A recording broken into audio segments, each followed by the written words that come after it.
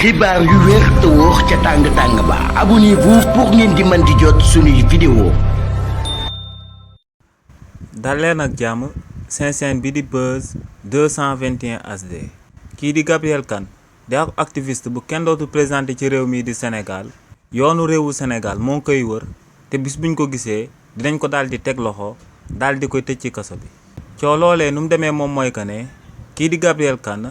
ci procès en appel bu doon jaar ci diggante moom ak Souleymane Ciss mi nga xam ne moom mooy actuel maire ca Thiès Est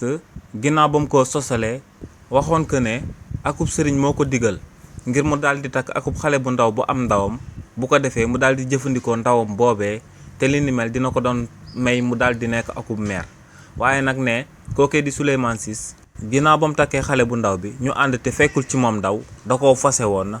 li ni mel nag moom moo sababoon Souleymane Ciss porté woon ko plainte ci kanam yoonu réewu Sénégal te loolee moom moo sabab le 18 avril bi ñu daal di génn ñu daal di dëggal daan yi nga xam ne moom lañ jëloon daal di koy teg ci ndodd kookee di Gabriel Kane daal di wax que ne dafa war a daal di fay lu tolloog 2 millions kii di Souleymane Ciss ci diffamation boobee mu amaloon ci jëmmam. sëgëm nag délai bi nga xam ne moom lañ mayoon kookee di Gabriel Kane ngir mu daal di amal appel kookee di Gabriel Kane daal dina koy passé loolee day tekki que ne kon décision de justice bi ñu jëloon décision de justice bu définitive la kon kookee di Gabriel Kane dafa war a fay Souleymane Ciss lu tolloog 2 millions de francs CFA. waaye nag huissier bi nga xam ne moom lañ yebal ngir kookee di Gabriel Kane daal di exécuter décision de justice boobee bu oowee Gabriel Kane du ko daal di jot waaye tamit bu demee këram du ko fa daal di fekk. li ni mel nag moom moo sabab yoonu réewu Sénégal tàmbal nañ procédure bi ngir daal di amal li ñu dippee contrainte par corps maanaam fu ñu gis Gabriel Kane daal di koy jàpp daal di koy tëj ci kaso bi